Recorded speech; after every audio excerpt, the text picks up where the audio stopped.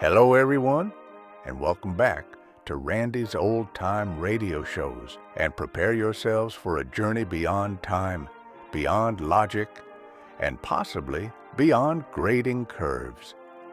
Tonight, we open the portal to Dr. Dimension, the thrilling, chilling, and occasionally confusing chronicles of one slightly off-centered college professor and brave, bewildered students who cracked the code of time travel and decided to ride the chaos like it's part of the curriculum.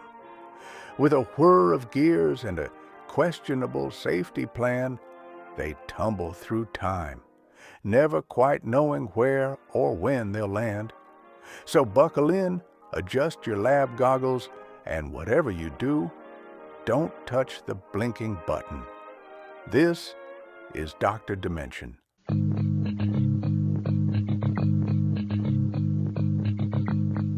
Teatro Fantasia. Welcome to the theater of the ear. Stage the imagination. Imagination. Where every fantasy may be fact. Where every fact may be pure fantasy. Stage the imagination. Imagination. Welcome to Teatro Fantasia. Last episode. And here it is Thursday, and the demonstration's tomorrow at 10 a.m., and we are sunk. Never say die, Dr. G. Oh, I can't go on. To hell with it. I'm giving up. I'm calling the demonstration off. No! Get me Wussman on the line, Diane. I won't. Do so, or I will spank your tiny little tushy. All right, Doctor. Dejectedly, Diane crossed the lab and entered the control room, which communicated with a small office. Presently, Troy stood, laid his tools on the workbench, and took off his work gloves. I have to be moseying, Doc. Practice. Go on. Desert me like a rat leaving a sinking ship. Squeak, squeak.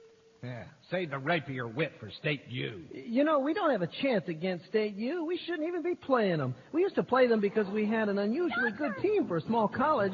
Did you get Wussman on the line? No, Doctor. There's a delivery truck here, and they say they have a whole bunch of crates for you. Huh? I didn't order anything. Must be some mistake. No mistake. Here's the bill of lading. Let me see that. What in the world? Oh, Viv, dear, about the meeting. I had no choice, really. It was just... It doesn't matter now. Forget it. We have bigger fish to fry. No? Like what? Nazi spy. Oh, well, actually, you, pardon me, did you say Nazi spy? They are lurking about, and they are very interested in secret project of your Greek colleague. Dr. Demopoulos? Really? Nazi spies. Imagine that. Fascists have great support around the world. Arcady, we break into that place and see what's up and what we can do. We have to get into the lab annex and see what that shipment was. Shipment? Yes. Demopoulos took a big shipment of equipment from an unknown source. I've got to get it to Demetrios' notebooks. He keeps them in the lab, I'm sure of it. World. Electronic parts and other equipment. Diane, you know we didn't send for this. And who the hell is this sender? Future Unlimited. Must be a gag. If it's a gag, it's an expensive one. This shipment's definitely not COD. So, all right already. Tell them to haul the junk in. The delivery men hauled in the junk, which consisted of 5 medium-sized, heavy-duty crates. What is this stuff? Parts. There's only one thing all this stuff is intended for. What? The professor jumped up. Following his nose, he searched every crate, finally pulling out a cardboard tube. He popped open a metal lid on one end and extracted a cylinder of rolled papers. These he unfurled and examined curiously before pronouncing... Assembly instructions. Do you mean to say that these parts and components were sent to us so we could fix the space-time ship? Get with the program, Polly. Yes, they're meant to go into our little jalopy there. someone, somewhere, don't ask me who or where, has a deep interest in this project and wants it to succeed. Here's the screwdriver. Now get screwing. Anything you say.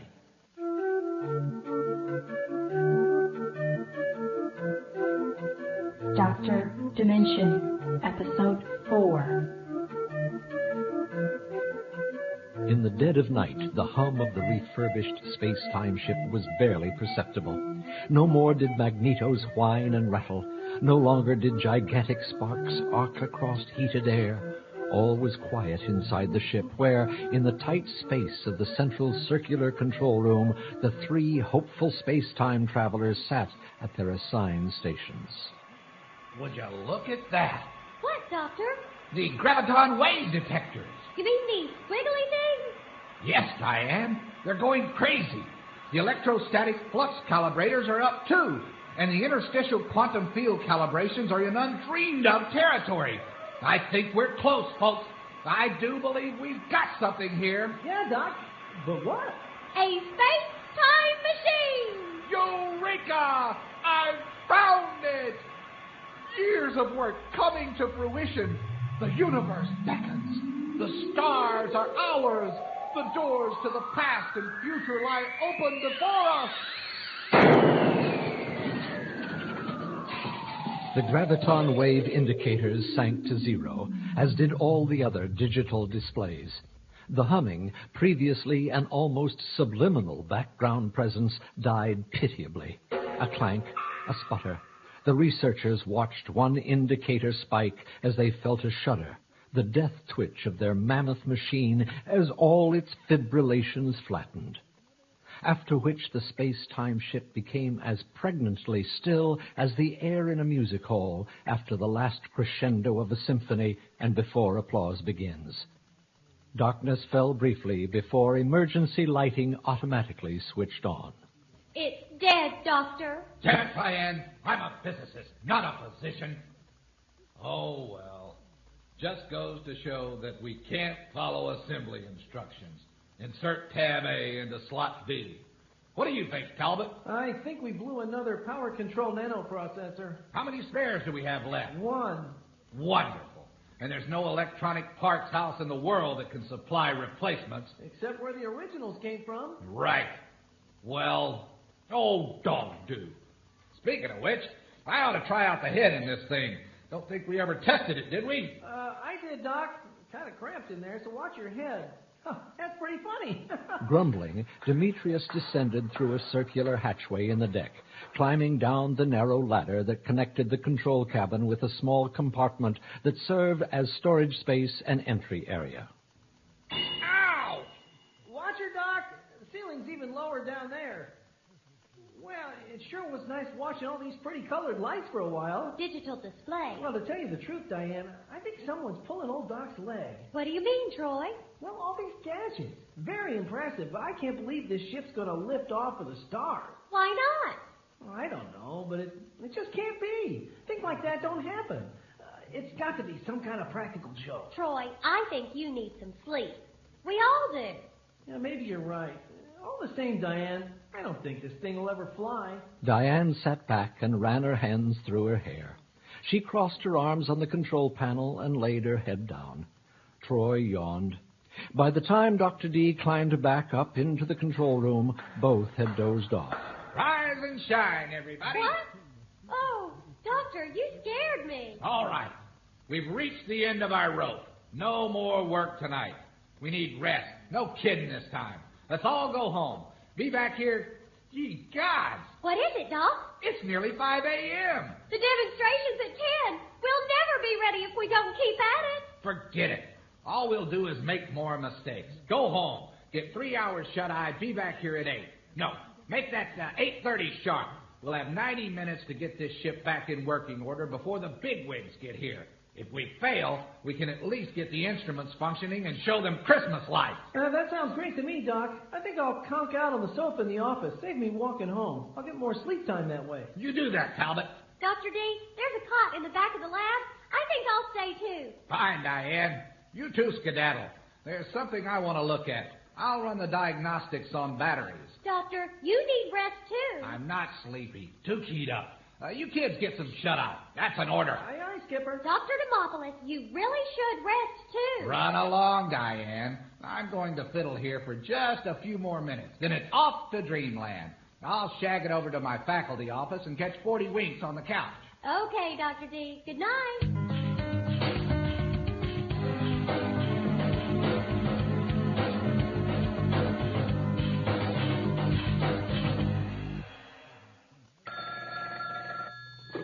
Hello?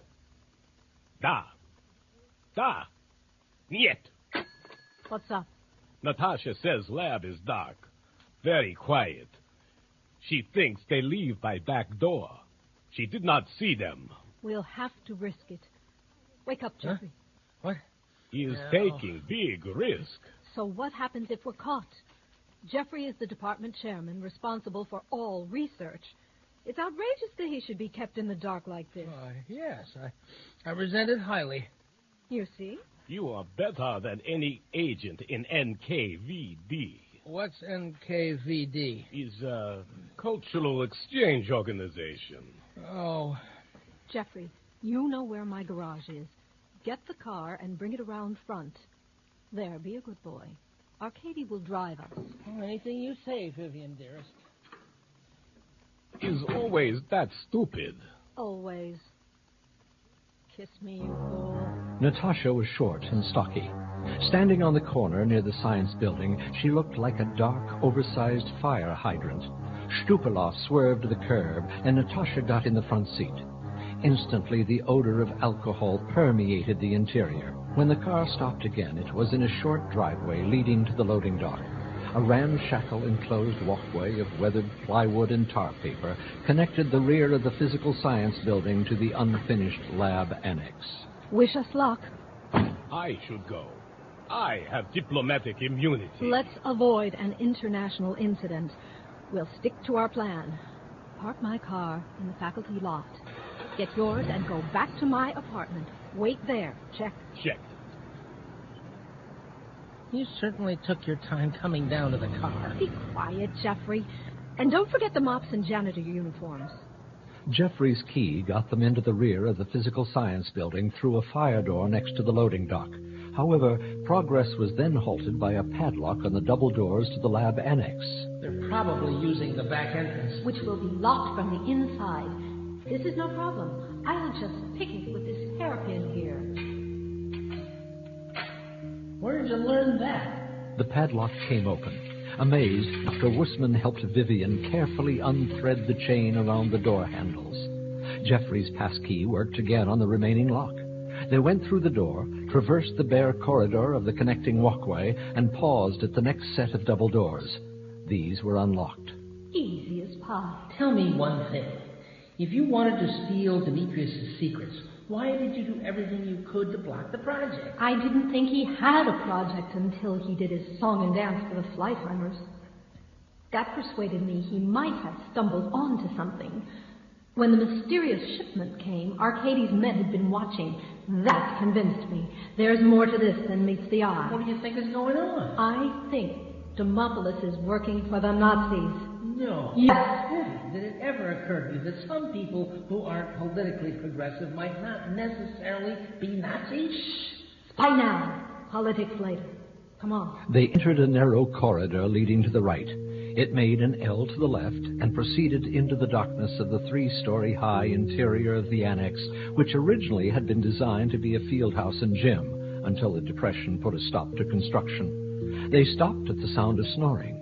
Then, cautiously, they slipped past a lighted open office where one of Demetrius's assistants lay fast asleep on a threadbare settee. They're still here. Obviously. Ditch the janitor stuff. The disguise won't do us any good now. Wussman carefully put down the mops and brooms. He kept his silence, but had trouble keeping his composure as he followed Vivian into the darkened lab.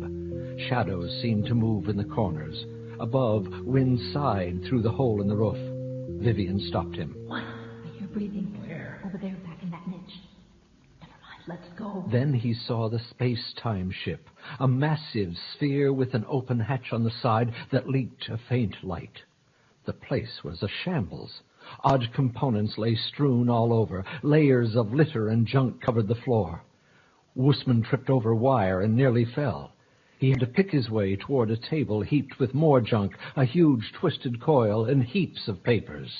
At last, Demetrius's data. Yeah, but this is a mess. How are we going to find anything? It's here. I know it. Vivian began rifling through the snowdrift of graphs, tape, and scrap paper.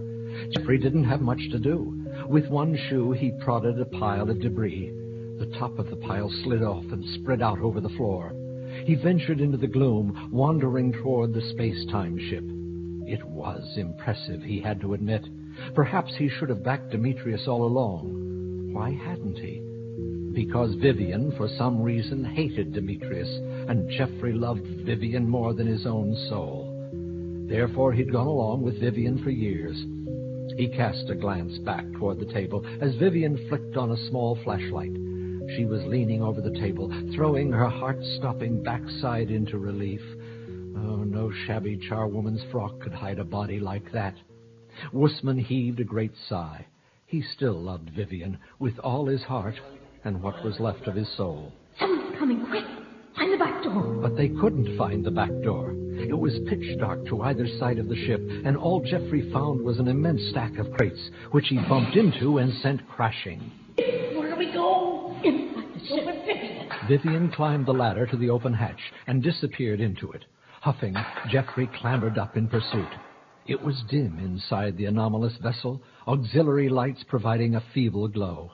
Wussman saw a ladder leading to an upper level. Cautiously he climbed and peered over the edge of the hatchway. He saw a seated figure slumped over an instrument console on the other side of the compartment. In a moment he realized it was Demopoulos. He felt someone tugging on his baggy pants and looked down. Vivian was beckoning. Before he could move, he saw Demetrius raise his head, then sink back into slumber. Jeffrey climbed down, and Vivian pointed to what looked like a narrow broom closet.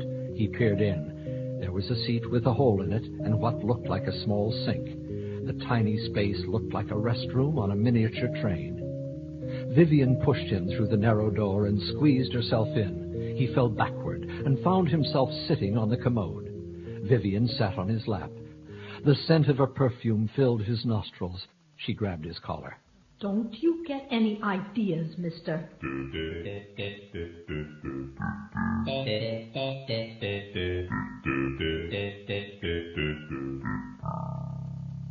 Hey, wake up. What? Don't get scared, miss. We just want you to know that someone removed the padlock and chains to the door between the buildings.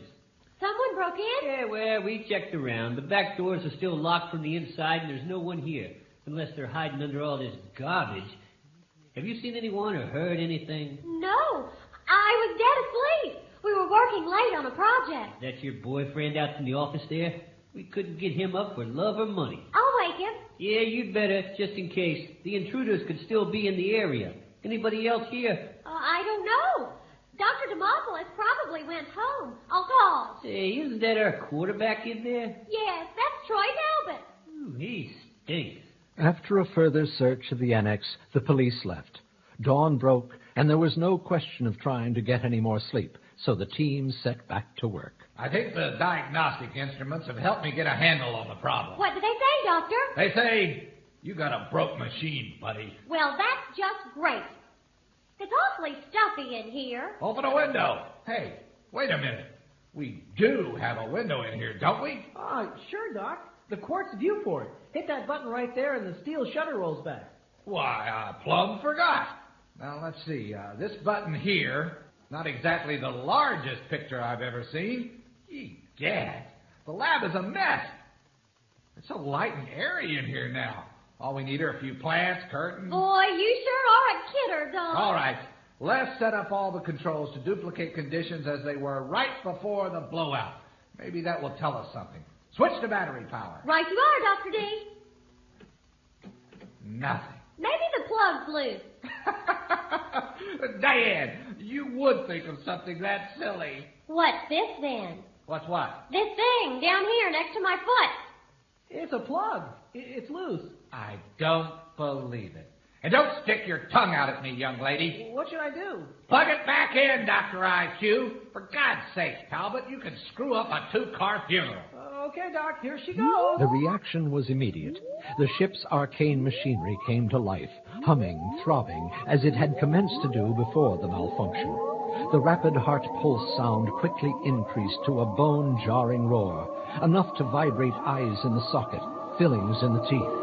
Dr. D's thick spectacles bounced around his face, fell into his lap and out, dropping to the deck. When every seam in the vessel screamed to pull loose, things got worse. Weird things began to happen. Colors went off, pulsing and bleeding. Everything looked out of kilter, warped, twisted in some odd way. Prismatic auras sprang up along surfaces and edges. A weird light played about the tiny cabin, and then, with a sudden wrenching, all was still. The interior of the ship, which had previously seemed to be bending ludicrously out of shape, now returned to its previous state. Colors went back into their proper hues as well. Everything seemed back to normal, except for one thing. Outside, the lab annex had disappeared, replaced by a field of stars.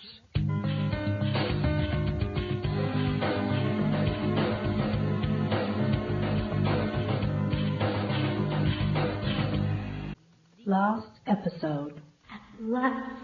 Demetrius's data. Yeah, but this is a mess. How are we going to find anything? It's here. I know it. Vivian began rifling through the snowdrift of graphs, tape, and scrap paper. Someone's coming. Quick.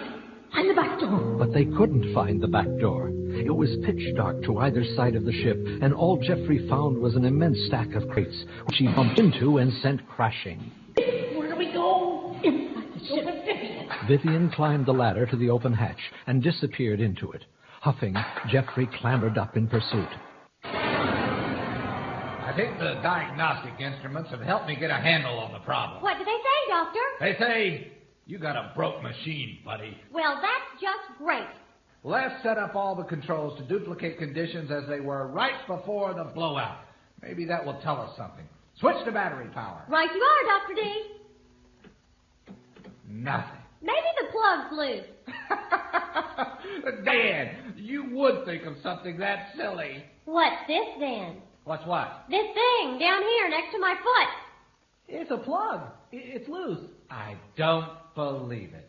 And don't stick your tongue out at me, young lady. What should I do? Plug it back in, Dr. IQ. For God's sake, Talbot, you can screw up a 2-car funeral. Okay, Doc, here she goes. The reaction was immediate. The ship's arcane machinery came to life, humming, throbbing, as it had commenced to do before the malfunction. The rapid heart pulse sound quickly increased to a bone-jarring roar, enough to vibrate eyes in the socket, fillings in the teeth. Dr. D's thick spectacles bounced around his face, fell into his lap and out, dropping to the deck. When every seam in the vessel screamed to pull loose, things got worse. Weird things began to happen. Colors went off, pulsing and bleeding. Everything looked out of kilter, warped, twisted in some odd way. Prismatic auras sprang up along surfaces and edges. A weird light played about the tiny cabin, and then, with a sudden wrenching, all was still. The interior of the ship, which had previously seemed to be bending ludicrously out of shape, now returned to its previous state. Colors went back into their proper hues as well. Everything seemed back to normal, except for one thing. Outside, the lab annex had disappeared, replaced by a field of stars.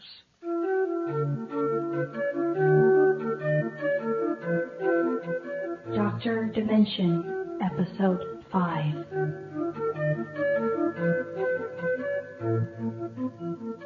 Oh, my. What happened? Gee, Doc, everything seems kind of, well, screwy. Yes, my thought precisely. Good reason for that, people. It's because things are indeed screwy. If I'm reading these dials and widgets correctly, we've gone ahead and done it. Done what? We've made the journey into a wondrous land whose boundaries are that of imagination. We've bought a one-way ticket on a steamboat named Infinity. Doc, you're babbling. Yes, sterlingly. What's that out there? Chopped liver? These are stars, Talbot. We're in space. Gee, does this mean I'm going to miss the football season? But where are we, Dr. Demopoulos? Diane, you're manning the navigator's position. You tell me. Oh, right. I haven't the foggiest idea, Doc. Neither do I. We simply haven't had the time to figure out how to read any of this stuff. It's all so foreign, so alien. Yes, that's the word. We could be in another universe entirely. Another universe, Doc? That don't make sense. Think on it a bit, Troy, me boy. Meanwhile, I suppose I'll have to do some calculations. Good thing this ship has a computer, the likes of which I never imagined. Too bad I haven't the slightest idea of how to use it. Well, how do we get back? That, my young friend, is the $64,000 question. Well, this little jaunt ought to be exciting any way you look at it. In the sense of the Chinese curse. What Chinese curse is that, Doc? May you live in interesting times. Get the meaning? No? Well, Troy, if you consider the usual sense, you'll see... I got it, Doc. Give me some credit. Well, why did you grunt? I didn't grunt. You didn't grunt? Someone grunted. Diane, did you grunt? Dr. D, I do not grunt. Well, somebody did. There it is again. It's Martians, Doc. No, not the Martians of H.G. Wells, nor those of Orson Welles either. Space-time being? Something a tad more mundane, I think. Even as he spoke, a disheveled and quite green physics professor by the name of Jeffrey Wussman came climbing up the ladder from the lower deck. What happened? A ship took off. What? Where are we? Somewhere in outer space. Hundreds, possibly thousands of light years from Earth. You're joking. Nope. Yeah, but that's impossible. But guess what? What? We done doed it. Demetrius, please just let me out of this thing. Can't do that, Jeffrey, old bean. If we open the hatch, all the air will rush out, and we'll suffocate. Oh, nonsense. Yeah. Just look out the viewport. Oh, my God. Demetrius, we're in outer space. Hundreds, possibly thousands of light years from Earth. Wait a minute. Didn't I just say that a second ago? The world is going on. Hey, Viv, join the party. What happened? Vivian, come look. Jeffrey, what is it? You have to see it to believe it, Vivian. Oh, my God. Where are we? That is a small problem. We didn't have time to find out how the navigation gear works. You mean we're lost? Let's not use the L word just yet. Let's just say it might take us a bit of time to get back to Earth. But then we're in a space-time machine, and what's time to a space-time machine, huh? Or space, for that matter. Stuck with you people in the middle of nowhere? I think I'm going to faint. A fierce lightning flash flooded through the viewport. Suddenly, the craft began to shake, knocking Vernon and Wussman down. Demetrius looked up the viewport, but nothing was visible save the unwinking, multicolored splendor of the stars. The ship did have a television viewer, which had yet to be tested. He snapped a few switches. A small screen on the console began to glow. Apparently, the explosive jump through space-time had not affected the miniature cameras set into the hull, because an image was coming through on them right now. A moving dot registered on the television screen. He increased magnification, and the outside cameras adjusted their telescopic lenses to the proper focal length. Immediately, the image of something incredible resolved to crystal clarity. Demetrius was astonished at the sharpness of the photographic detail, in full color, no less. It was some sort of gigantic ship, a dreadnought hanging in space like a Christmas tree ornament from hell, bristling with more spines than a sea urchin. Two particularly large, pointy spines shot bolts of blue-green fire. What in the world is it? Alien space vessel, and it's engaged in combat with something farther away. Yes, another blip on the scanner. This one is headed our way, though. If it gets too close... A tremendous flash lit up the area of space around the space-time ship. Inside the ship, the lights flickered and went out. Somebody squealed in Vivian Vernon's voice. Then, like a supernal lightning bolt, another gigantic flash lit up the interior of the ship, fading quickly. Darkness returned with a vengeance. Everyone now temporarily flash blind. Hey!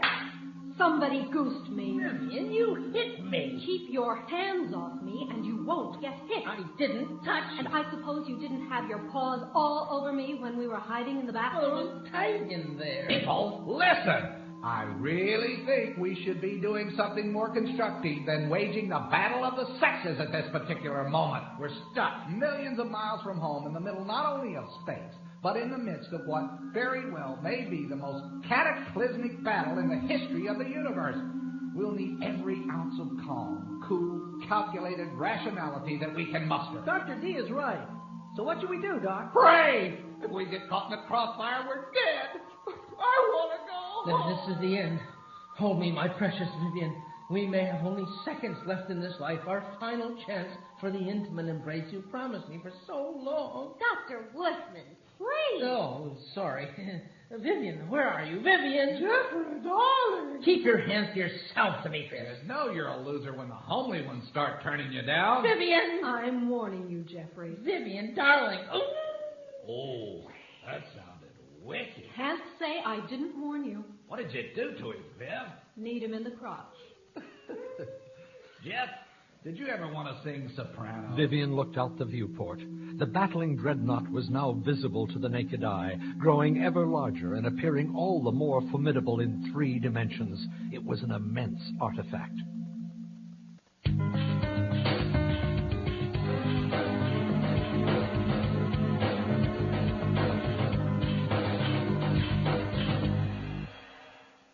Demetrius made his way along the curving bulkhead, feeling his way carefully along the nuts and bolts and wads of chewing gum, inching toward an access panel that he hoped was located where he thought it was. I don't know why the auxiliary lighting failed, but it could have something to do with those huge explosions.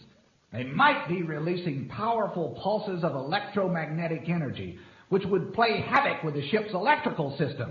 Ah, here we are, the circuit breakers. Let me just get inside there now. The lights came on to reveal a miserable Jeffrey Wussman doubled up on the deck, moaning piteously. Talbot, standing at another panel, flicked more switches. Demopolis sidestepped his way toward the pilot station, inadvertently, although happily, brushing against Vivian's ample bosom. Oops! Sorry, Viv. You were probably the one that goosed me. Ah, you fingered me at last. All right, battle station. This tub has armaments? We installed something that the instructions called weapons. The trouble is, not only don't we know how to shoot them, we don't even know what the heck they do. All right, let's try to get this ship away from the danger zone. Anybody have a suggestion? Let's set up for another thrust, just like the first. But we thrust along an unknown vector. We have to find out how to steer this damn thing, or we'll get completely lost. Doctor, we're already completely lost. Let's get away from whatever those people are doing out there. You have a point, Commander. Even as he spoke, multiple flashes dazzled all within the space-time vessel. Seconds later, a shockwave slammed against the ship. Vivian and Troy were thrown to the deck on top of Wussman. Demetrius stabbed a button, and the steel shutter closed over the viewport. Those must have been atomic explosions.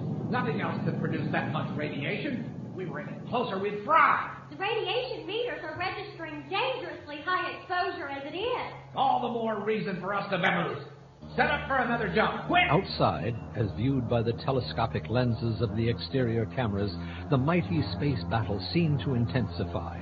Now there were 2 mammoth starships, looking like nothing so much as huge, pregnant, leather-clad porcupines. They had approached each other and halted, and were now exchanging rainbows of projected power, slamming back and forth with mighty force beams. That the comparatively tiny space-time ship had not yet been melted into slag was testimony to its luck.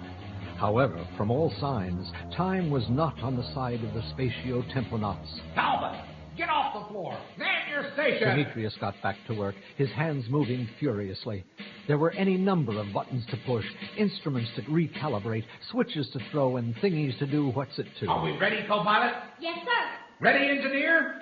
Engage the main gizmo. You mean the electrogravitic thrusters? Yeah, those. Engage. All hands stand by for spatio-temporal displacement. That sounds handy, doesn't it? It sounds just like Bob George.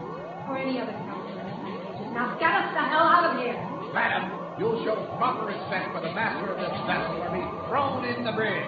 Drop it, you moron. At that moment, plans once more went awry. The space-time ship again lost its moor on the brink of delivering an unimaginable push into the unknown. The throbbing and the humming died. The engines failed, completely losing power. But this time, the lights and all electrical systems remained functional. Come on, Talbot. We need those able mitts of yours. Get to work on the bolts to the 4 access plates. Aye, aye, Skipper. Engines right under our feet? Sure is, between compartments. Jeffrey, would you mind scooching over? Oh, yeah, sure. How does this contraption of yours work? I don't know. What kind of engine is it? What are its components? A couple of big coils, 4 gyroscopes, some rotating discs, a bunch of other little thingamajigs. Thingamajigs? That's what propels this vessel? Look, I had the theory all worked out, but test results never jived with my theory. Nonetheless, the thing works to some degree. I just don't know how it works. This is all a bad dream. You and Jeff shouldn't have gone snooping around other people's property. This pile of scrap, this whatever it is, belongs to the physics department of Flytimer University, Dr. Demopolis, and don't you forget. I'm not about to debate the issue with you, my dear Dr. Vernon. Well, you better see what you can do to get us out of this mess. And I mean pronto. Yes, ma'am. Right away, now. Talbot had returned from the depths and got to work on the bolts. Now he had them all undone, and he and Demopolis slid back the aluminum deck plate that allowed access to the engine bay. Dr. Demopolis peered down into the dark, machinery-clogged declivity, tools at the ready, a grin on his face. The grin sagged. The tools sagged as well. What's wrong, Doctor? Well, it appears as though that big shot we took bit one of the main rotors. Can't you bend it back? Well, not without taking it off, setting it up in the machine shop and hammering at it a little. But it would never be right. Those blades are aligned to tolerances of 1,000th of an inch. The engine would never work right. The television screen flashed with a tremendous starburst of light, and when the shock wave hit, the crew was thrown around once again. When the rocking subsided, they all struggled to their feet and made for the television screen. Sure enough, one of the starships was cracking up in a soundless cataclysm of light. The explosion had knocked the starship into jagged shards, and some of the shards were headed this way. If I'm reading this equipment right, the radio detecting and ranging gear shows the leading edge of the cloud of debris to be about 100 kilometers away. It's advancing at a rate of 200 meters per second. How do you know all that? Radio detecting and ranging. I had the idea for it long ago, but the mysterious shipment provided the mechanism in developed form. Essentially, it tracks objects by bouncing high-frequency radio signals off them. Sounds far-fetched. Let's see. We should be mincemeat in about 8 minutes. Of course, the cloud will thin out according to the inverse square law, so by the time it hits, we could have a chance. A slim chance, but that looks like a hell of a lot of wreckage to dodge, and it's all radioactive to boot. It'll be like dancing between raindrops. What can we do? Whatever you do, you better do it quick. Bushman, is that you? Stop that nonsense. That certainly wasn't Jeffrey. Sounded as though it came from inside the room, right here, right next to me. Talbot, go down and see what Wussman's up to. Aye, aye, Captain. Diane, go down and open the arms locker. Get the shotgun and a few pistols. Well, at least you're prepared for some contingency. I was an Eagle Scout. I can just imagine you as an Eagle Scout. I used to help young women across the street. I thought the idea was to help old women. You define compassion your way, I'll define it my way. Dr. D wheeled around and cast a glance at the screen. Sure enough, scattered chunks of debris, visible as tiny gleamings in the starlight, were tumbling lazily toward the ship. He mentally calculated. Time was running out. Listen, people, not to worry. I realize you're scared, but you've got nothing to fear until that junk arrives. Then you should worry. Dr. Wussman locked himself in the head. I'm sure he has things well in hand. Meanwhile, we either have a ventriloquist aboard or we're being visited by the Invisible Man. I'm flesh and blood as you. You'll see soon. Of course, the flesh is weak and the blood is thicker than water. As Diane climbed the ladder, weapons clutched to her bosom, a strange thing began to happen in the middle of the cabin. A tinkling musical sound grew to the visual accompaniment of multicolored sparkles. a microcosmic July 4th fireworks show springing into being in the middle of the air. Slowly, the outline of a human form took shape, providing borders for the miniature display of pyrotechnics. Features and clothing colored over the flashing lights. Gradually, the sparkling dispersed and the figure filled itself in. The end product was, to all appearances, a balding man with a bulbous nose, dressed in a threadbare tuxedo, black bow tie, boiled shirt, cummerbund, and holding a violin and bow. Good evening, ladies and germs. It's nice to be here. Hey, it's nice to be anywhere. You know, on the way across the galaxy, I ran into an android who wanted a sex change. I said to him, "You want to be a female?" No, he said, "I'd just like to get some sex for a change." Bada boom! Did you hear the one about the astronaut who couldn't sit down? He had asteroids! You can laugh any minute now. Boy, is this a tough room. Who are you? And my God, what are you? Who do you want me to be, honey? I'll be frank with you. And then you can be frank with me. What's that noise? That's the rim shot, darling. Lets the audience know I just did a joke. Otherwise, they'd laugh at my violin playing. I want to say that it's nice working here at Alfredo 5, formerly Nuncios, formerly Vito's, formerly... Hey here, you owe us an explanation. I don't know if you recognize it or not, but I've got a double-knot shotgun pointed at your head. What are you doing here, and what do you want with us? What kind of pop gun is that? You should sue Crackerjack. You didn't get your money's worth. Play nice, Junior. And now I'd like to do a little rendition of an old folk song, which I learned from a couple of old folks. Talk, or I'll blast. Hey, what an ugly crowd. I heard of rough lounges, but this is ridiculous. All right. You got any questions? Shoot. No, I mean ask. Who? No. First, tell us what you are. I'm what you call a virtual artifact. I'm projected, like an image, only a material. I don't understand. Read my oral cavity. I'm a projection, like a movie. Only I get it. Let's go to the next item. Who are you, and where do you come from? I was created by a great race of beings called the Krill. A great race. But I don't do race material. I'm a liberal.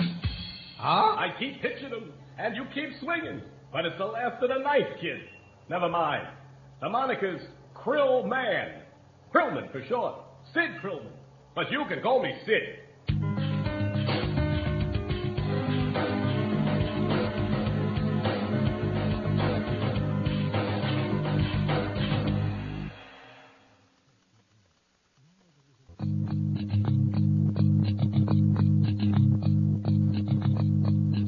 Dr. Dimension by John DeChancy and David Bischoff.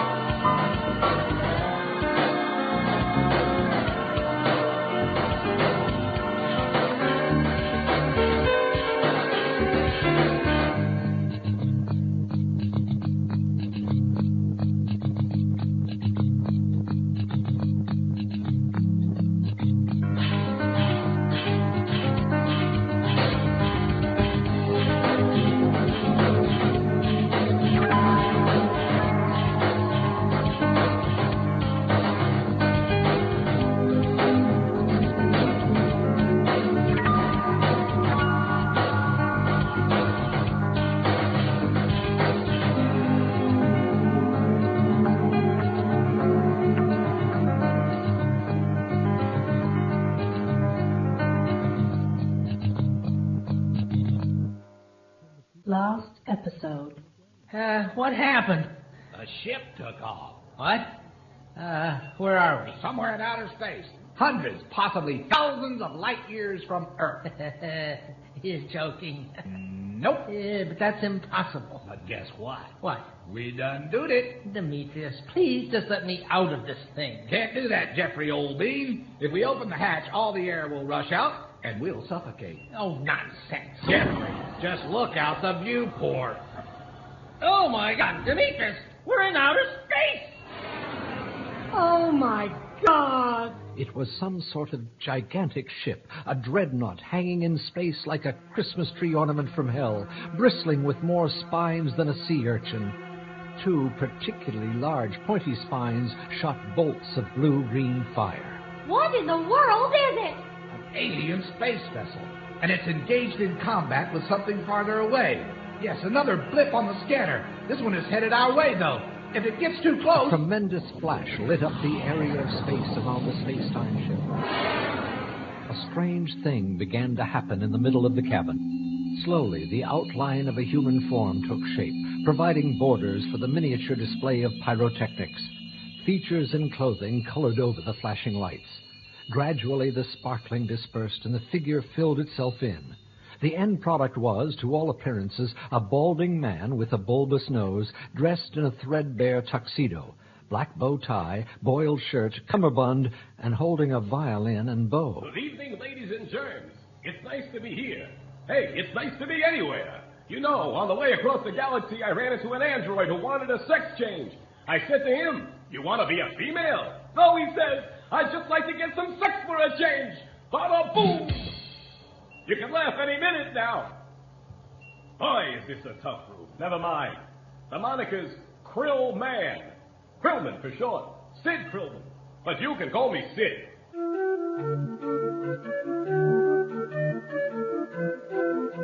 Dr. Dimension, Episode 6. Look, Mr. Krillman, nice of you to drop in, but we're a long way from home and in a bit of a jam. You're telling me. In a jam, you said. All you need is some toast and you can feed breakfast to an entire army. Let me ask you one. What's a load of primitives like you doing out in the middle of galactic space in a ship with technology that's 1,000 years beyond you? I thought the Cheap Jack comic bit was just a front. The Cascals are a long way from here. So you have us pegged, do you? Like a tool rack, pal. Actually, my demeanor was designed to be as innocuous as possible. We scanned your minds for language and culture, and we were kind of choosy about our iconography. Really? So what's your game, Krillman? I was sent by the AAA. The what? The Anti-Anomaly Association. We're a non-profit group of highly advanced space intelligences who watch the proceedings in this galaxy and generally make sure that things muddle along properly and nobody gets hurt. Think of us as a interstellar B'nai B'rith. We also analyze freak occurrences. An anomalous space vessel from a low-technology level world landing in the middle of a high-tech space battle fits the category nicely. So you come to help us. Oh, boy. Are most Earth creatures that good-looking? He's special. Actually, he has a sympathetic face. It has my sympathy, that's for sure. But he asked a good question. Do you intend to help us?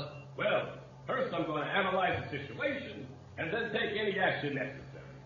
You gotta understand that this kind of thing doesn't happen terribly often, so we're a little bit rusty. Most of the time we just ain't galactic travelers. Hey, Doc, what do you think gives with the fiddle? I don't know. I'm accessing my data storage area. This isn't a violin, really. It's a file cabinet with strings. Just a minute.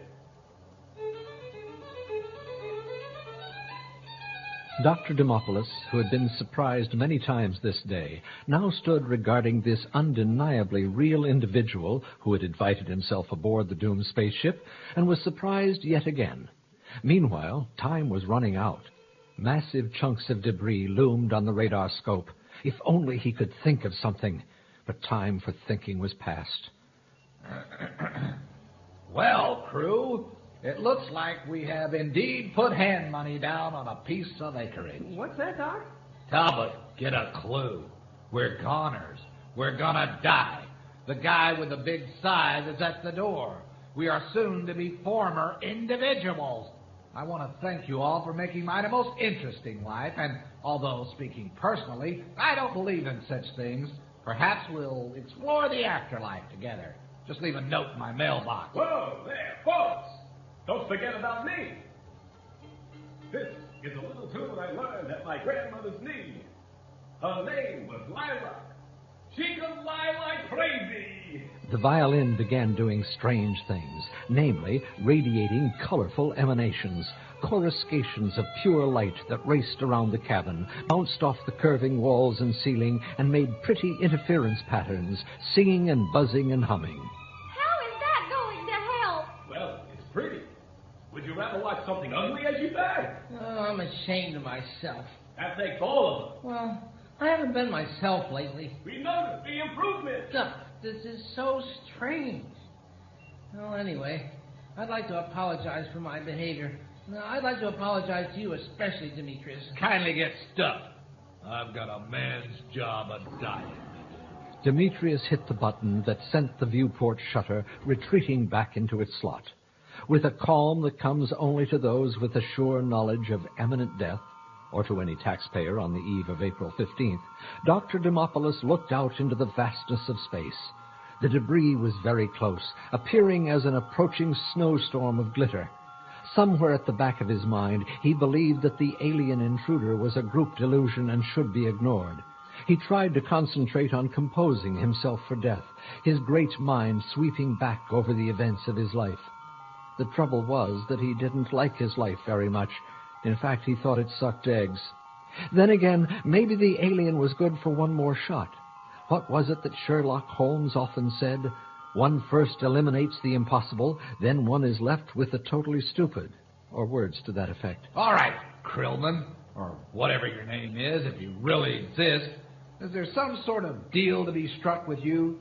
You want your way with one of our women? What? Hey, you got me all wrong, pal. I don't go for alien bait. Well, it may not be a law of physics, but it must be the law of the universe. You can't get something for nothing. Listen, honey, I'm out of war. I'll bet you're a real Don Juan. That's right.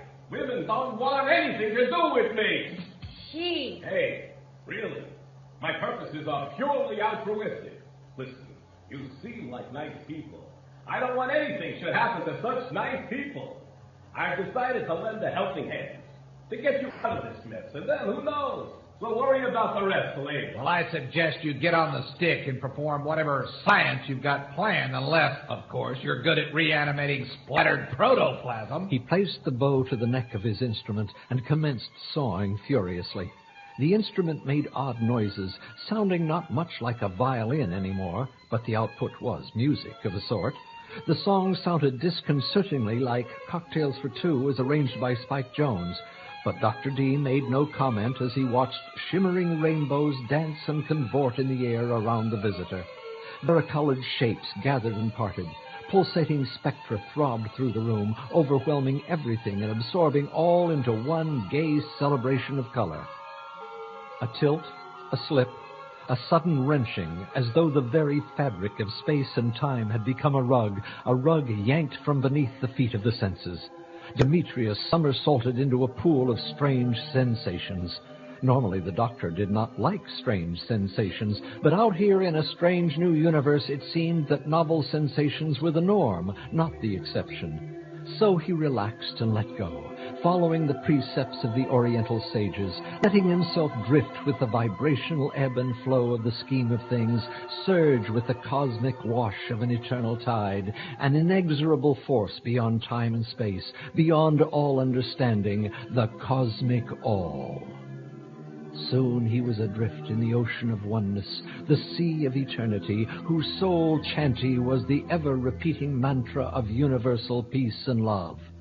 He absolutely hated it. Suddenly, with a gurgling noise, all the oceanic oneness seemed to go down the drain, and the bridge of the space-time ship coalesced into being once more. Demetrius found himself with his feet planted firmly back on metal. It was much as he'd left it an eternity ago. His companions still in the same poses, and the alien visitor still standing where he had before. However, there was a notable and significant difference now, a change that was crucial. Demetrius looked out the port and breathed an immense sigh of relief. The space that a moment ago had been clogged with masses of jagged metal and radioactive plasma was now devoid of everything but the jeweled glitter of starshine. There was no sign of the victorious starship, whose absence also went a long way toward calming the professor's nerves.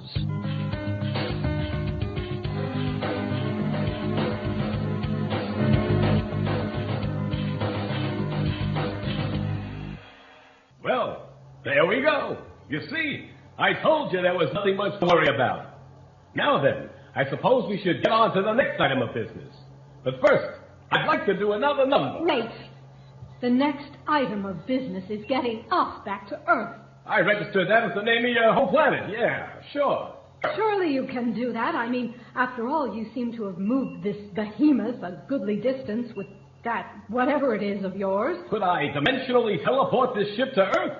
I guess so. The question is, where is Earth? Well, I'm pretty well equipped with astronomical knowledge.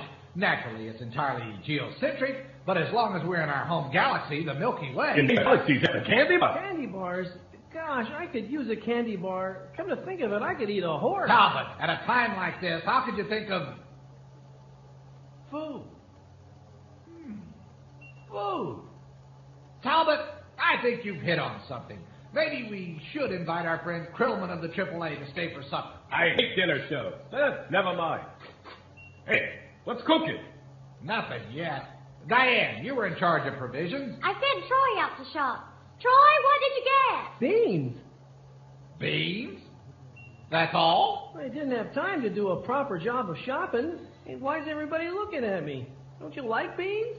You couldn't have varied the menu a little? Do we have a can opener? Got one right here on my Boy Scout Camper Special. Score one for the Boy Scouts. Well, beans it is. Krillman, you're welcome to stay for supper. Beans, huh? What kind of beans? What kind? Is there any other kind? Why, pork and beans. Pork? Oi, have you got the wrong alien? Seated on the metal deck of the control cabin, the alien creature called Krillman spooned up a steaming mound of pork and beans and examined it dispassionately, his long nose twitching as it sampled the odor. Then he shrugged, smacked his lips, and directed the spoon and its contents to his quite human, though overlarge, mouth. He chewed, his face first registering surprise, then going into contortions of pure pleasure. Swallowing, he sighed and seemed absolutely overwhelmed by the experience. I heard of this stuff, but I never had any. What vintage is it? Gee, a couple of months ago? Only wine has a vintage. Oh, right. Little glitch in my data file. Sorry. My compliments to the chef, whoever he or she may be. H.J. Hines. Well, he sure knows how to cook. Of course, almost any food would taste good to me. I never get to eat. I mean, it's rough being an artifact. Don't the krill feed you? Feed me?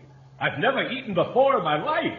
How old are you? By your time, about 15 minutes. I don't look my age. That's absurd. How can you be only 15 minutes old? This getup was created on the spot for your benefit. Like I told you before, I was just a bunch of electrons whirling around inside a big computer. Sounds so cold. It ain't no picnic, lady. If you're just a computer artifact, how can you eat? Oh, I'm material, all right. But I'm still dangling at the end of a teleporter beam in case you guys turn nasty and I gotta duck out of the kitchen. I remember one club I worked. I think it was in Cleveland. I thought you were only 10 minutes old. Sorry. I got implanted memories to make me more believable. They get in the way sometimes. Krillman worked his spoon into the dish, lifted out another moundlet of beans, and ate with as much relish as before. Dr. Demopoulos solemnly regarded his own hill of beans. The browned legumes in their watery tomato medium, speckled with glutinous cubes of pig fat, were hardly at the top of any gourmet's list. Heaving a vast sigh, he began to eat his meal. With the exception of Troy, the other terrestrials ate dourly. The strapping quarterback seemed to be enjoying himself, but the thought of being millions of miles from home had clearly dampened everyone's spirits. All human eyes were on the spacecraft's savior and guest, with Talbot included, his gusto notwithstanding, but the human-like creature who called himself Krillman seemed oblivious. He savored every morsel of food. Then, having gobbled up everything, he examined the bowl to make sure he'd gotten it all. Thus satisfied, he smiled contentedly. Now, I guess we can talk about the business of getting you back to your home planet. Yeah, boy. You ain't got a chance. Huh? Why not? Because I've scanned your minds and your data files, and you don't have a clue as to where Earth is in relation to where we are. We gotta be able to find this Earth place of yours. I mean, it's gotta be on the map. Some map. Someone must have noticed your race by now. You're a reasonably intelligent species. Maybe a little on the slow side, but you're not total dummies. Oh, you're so kind. Hey, don't mention it.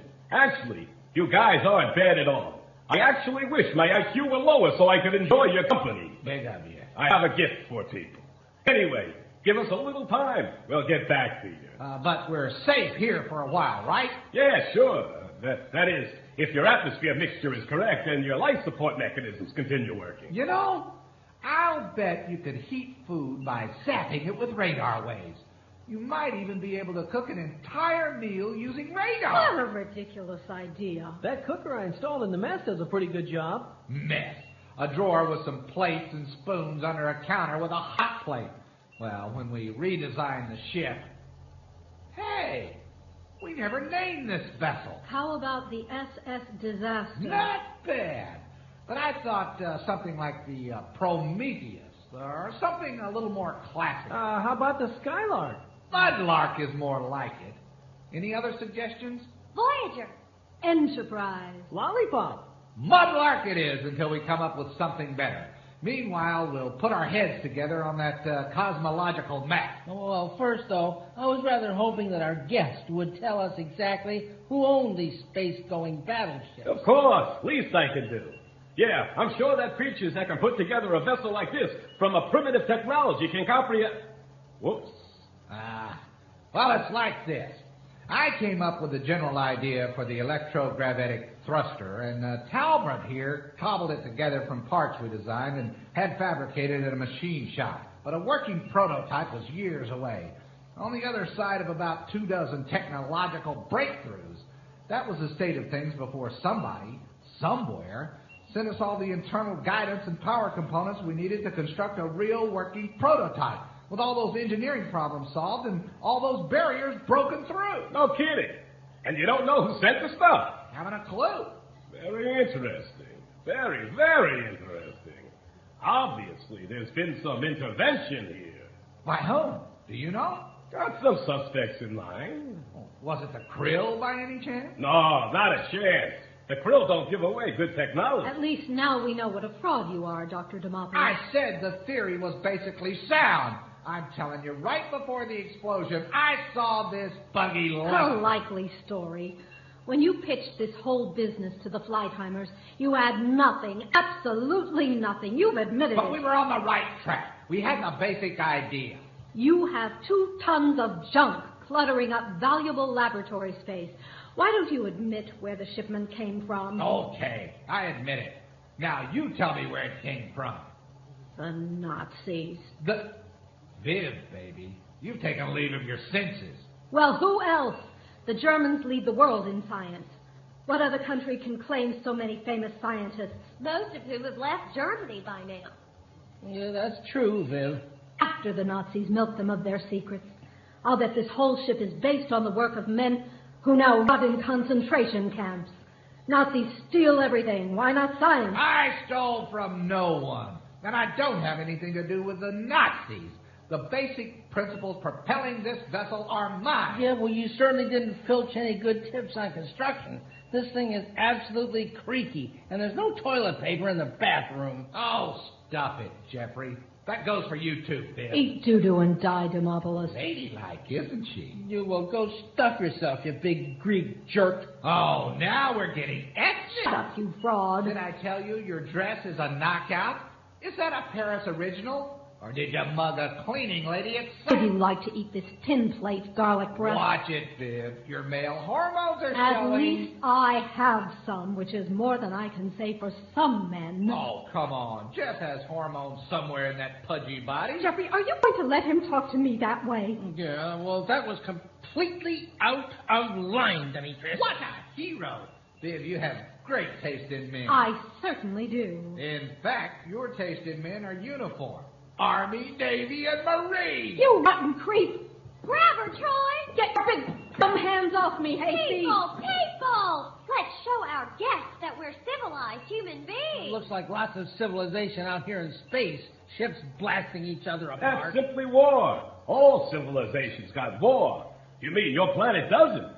Mr. Goody Two-Shoes? Let me go, or you won't have any hormones in your body either. I'll let you go if you settle down. Let her go, Talbot. Come sit next to me, dear. Of course we had war. Got a doozy going on in Europe at this very moment. But we're not talking about us. We're talking about those ships we saw. Whose were they? I gotta fill you in on some background.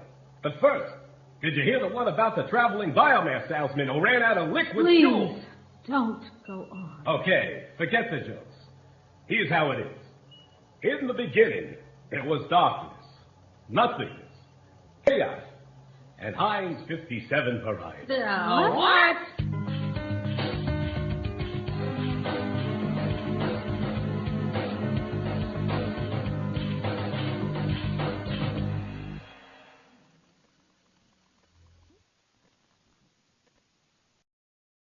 Well, folks, that's all for this episode here on Randy's Old Time Radio Shows.